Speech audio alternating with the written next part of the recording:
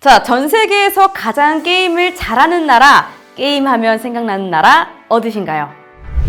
저는 당연히 우리 대한민국이 아닐까 싶은데요.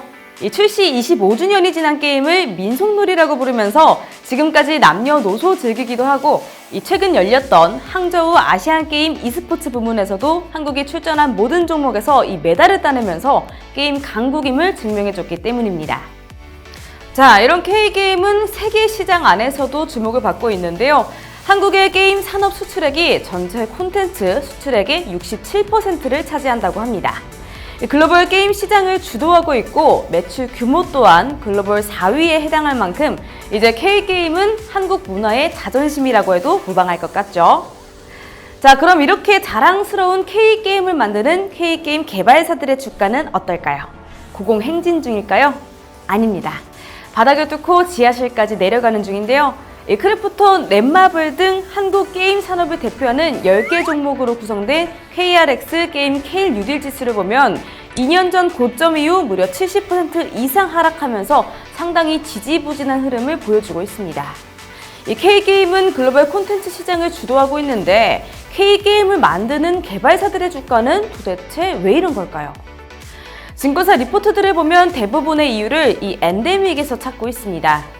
야외 활동에 제한을 받던 코로나 시기 대부분의 게임사들은 이용자 트래픽 및 매출 증가 효과를 톡톡히 봤지만 대면 활동이 재개된 지금은 그 트래픽이 고스란히 엔터테인먼트 앱으로 이동한 것으로 보고 있습니다.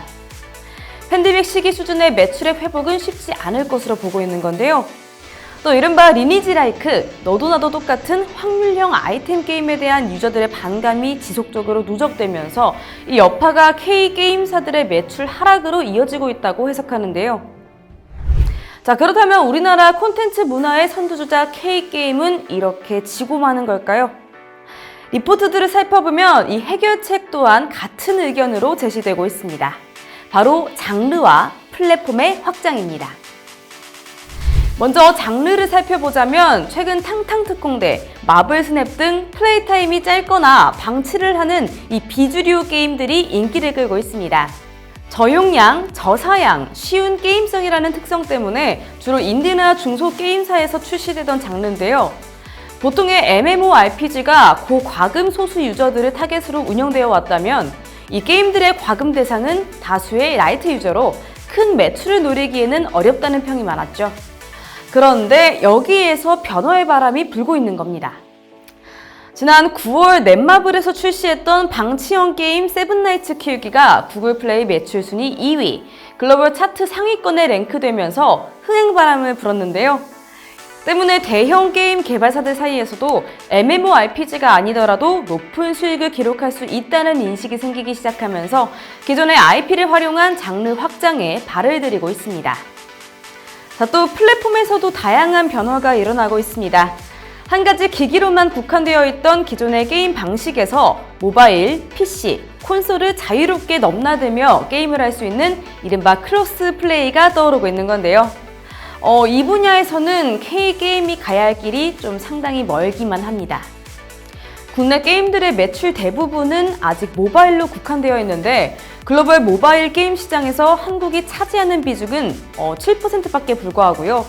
미주, 유럽에서 약 40% 규모를 차지하고 있는 콘솔 게임 시장 역시 우리나라는 5%에 불과하는 등 아직 이 새로운 플랫폼이 익숙하지 않기 때문입니다.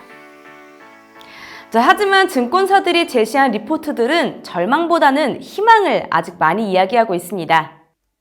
우리나라 게임 개발사들이 여태까지 일궈온 뛰어난 개발 역량을 바탕으로 변화의 바람에서 한 번 더 잘 적응해주지 않을까 하는 건데요.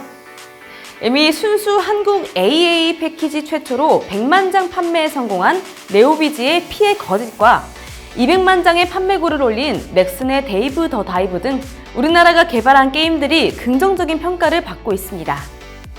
때문에 앞으로도 K게임은 다양한 장르와 플랫폼에서도 다시 한번 글로벌 시장을 선도할 가능성이 높다고 보고 있는 거죠. 자, 그러면 증권사들은 어떤 종목에 집중하고 있을까요? 먼저 상상인증권에서 10월 30일 발행한 리포트에서는 펄어비스를 탑픽으로 꼽고 신규 커버리지를 게시했습니다. 내년 여름에 출시 예정인 붉은 사막의 흥행을 높이 평가한 건데요. 출시가 드문 수준급 오픈월드 게임이기 때문에 400만 장 이상의 판매고를 기대할 수 있다고 했고요. 또 프랜차이즈 IP로 이어질 수 있다는 점까지 보아서 높은 밸류에이션을 부여했다고 하는데요. 따라서 24년 예상 실적을 7,447억 원, 영업이익은 1,967억 원을 제시하면서 목표 주가 6만 5천 원을 제시했습니다. SK증권 리포트 역시 탑픽을 펄어비스로 제시하고 있는데요. 이 펄어비스가 자체 엔진을 사용해 게임 최적화, 빠른 오류 대응 등 콘텐츠 업데이트가 가능하고 검은 사막 콘솔 버전 서비스 경험을 통해서 노하우를 빠르게 접목시킬 수 있기 때문에 이 흥행 가능성을 높다라고 설명했습니다. 또한 후속작인 도깨비와 플랜 8도 개발하고 있어서 다음 신작에 대한 기대감도 상당하다고 설명하는데요. 이 상상인 증권보다 1,000원 높은 6만 6천 원을 목표 주가로 제시하기도 했습니다. 네, 이렇게 리포트를 통해 알아본 K게임. 아직은 과도기를 지나면서 지지부진한 모습이지만요.